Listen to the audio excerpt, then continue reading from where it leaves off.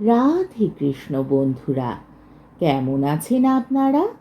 আশা করি সবাই ভালো আছেন। আজকে আবার একটা নতুন ভিডিও নিয়ে হাজির হয়ে গেছি। ভিডিওটি শেষ অবধি দেখার অনুরোধ রইল। আজকের গল্প বঙ্কিমচন্দ্র চট্টোপাধ্যায়ের বিখ্যাত উপন্যাস দেবী চৌধুরানী। আজকে গল্পের ২৯ পর্ব।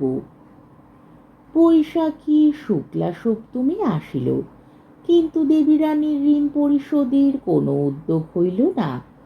হরবল্লভ এক্ষণে অঋণী, মনে করিলে অনায়াসে অর্থ সংগ্রহ করিয়া দেবীর ঋণ পরিশোধ করিতে পারিতেন, কিন্তু সেদিকে মন দিলেন না।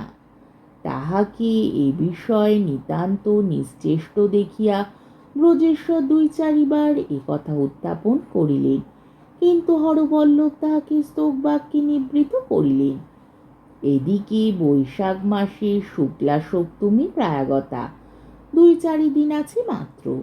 তখন ব্রজেশ্বর পিতাকে টাকার জন্য পীড়াপিড়ি করিতে লাগিলেন। হরবল্লভ বলিলেন, ভালো, ব্যস্ত হইও না, আমি টাকার সন্ধানে চলিলাম, ষষ্ঠীর দিন ফিরিব।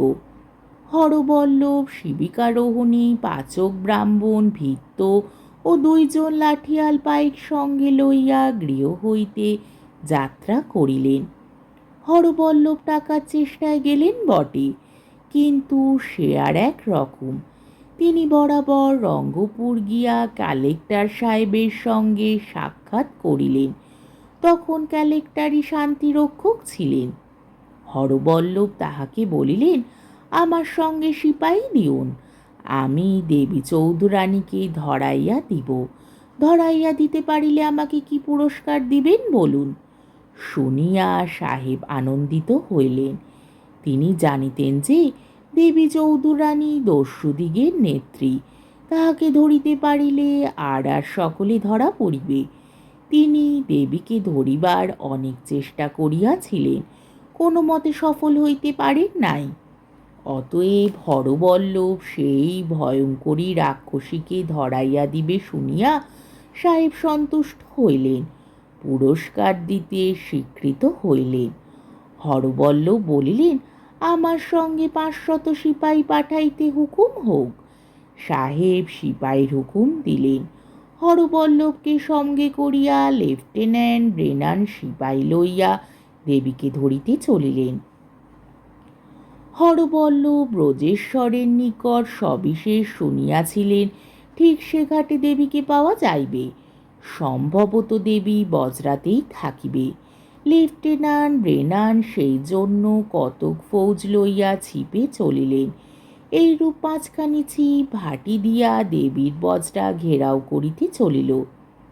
এদিকে লেফটেন্যান্ট সাহেব আর কতক সিপাহী সৈন্য লুকায়িতভাবে বন দিয়া তটপন্থে পাঠাইলেন।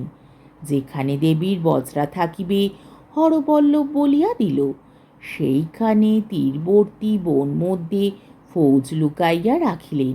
যদি দেবী ছিপের দ্বারা আক্রান্ত হইয়া তটপথে পালাইবার চেষ্টা করে, তবে তাহাকে এই ফৌজের দ্বারা ঘেরাও করিয়া ধরিবেন। আরও এক পলাইবার পথ ছিল, ছিপগুলি ভাটি দিয়া আসিবে। দূর হইতে ছিপ দেখিতে পাইলে দেবী ভাটি দিয়া পলাইতে পারে। অতএব লেফটেন্যান্ট ব্রেনান অবশিষ্ট সেপাইগুলিকে ২ ক্রোশ ভাটিতে পাঠাইলেন। তাহাদিগের থাকিবার জন্য এমন একটি স্থান নির্দিষ্ট করিয়া দিলেন যে সেখানে ত্রিস্রোতা নদী এই শুকার সময় সহজে হাঁটিয়া পার হওয়া যায়। সিপাহীরা সেখানে তীরে লুকাইয়া থাকিবে, বজরা দেখিলেই জলে আসিয়া তাহা ঘেরাও করিবে।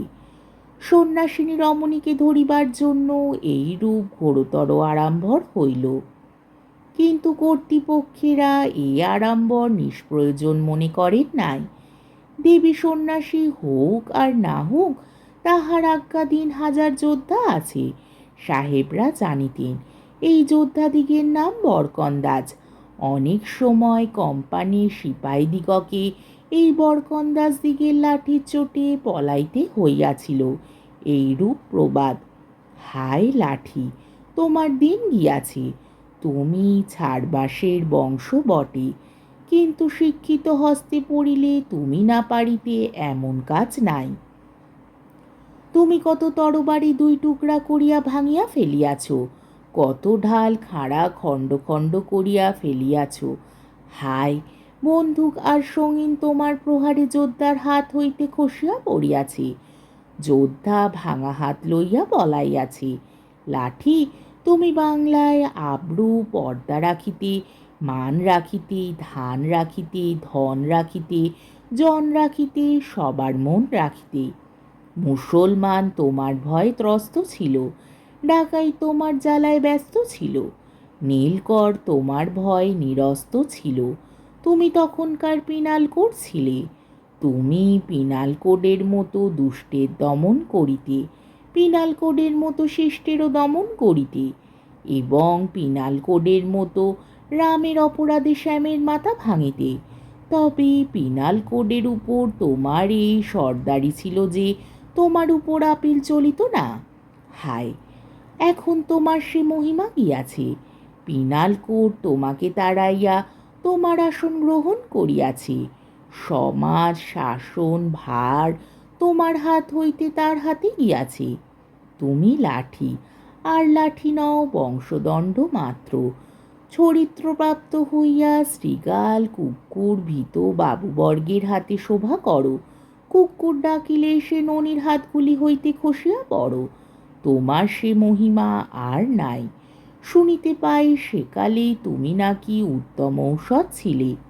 মানসিক ব্যাধির উত্তম চিকিৎসক দিগের মুখে শুনিতে পাই মূর্খস্য লঠ্ঠৌষধং। এখন মূর্খের ঔষধ বাপু বাছা, তাহাতেও রোগ ভালো হয় না। তোমার স্বগোত্র স্বপিণ্ডগণের মধ্যে অনেকেরই গুণ এই দুনিয়াতে জাজল্যমান। ইস্তক আড়া বাকারি খুঁটি খোটা লাগায়েত শ্রীনন্দন নন্দের মোহন বংশী সকলেরই গুণ বুঝি, কিন্তু লাঠি, তোমার মতো কেহ না। তুমি আর নাই, গিয়াছ। ভরসা করি তোমার অক্ষয় স্বর্গ হইয়াছে। তুমি ইন্দ্রলোকে গিয়া নন্দনকাননের পুষ্প ভারাবনত পারিজাত বৃক্ষ শাখার ঠেকনা হইয়া আছো। দেবকন্যারা তোমার ঘায়ে কল্পবৃক্ষ হইতে ধর্ম অর্থ কাম মোক্ষরূপ ফল সকল পাড়িয়া লইতেছে। এক আত্মা ফল যেন পৃথিবীতে গড়াইয়া পড়ে। আজকের পর্বটি এইখানেই শেষ হলো।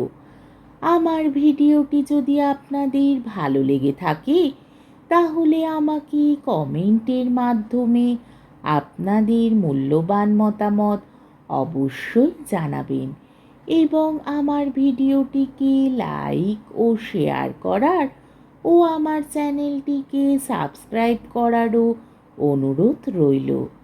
তাহলে আজকের ভিডিওটা এই অবধি। পরের দিন আবার এই গল্পেরই 30 পর্ব নিয়ে হাজির হয়ে যাব। ততক্ষণ পর্যন্ত আপনারা সবাই ভালো থাকবেন, সুস্থ থাকবেন, সাবধানে থাকবেন এবং আমার ভিডিওটি দেখতে থাকবেন। তাহলে আজকে আসি। রাধে কৃষ্ণ।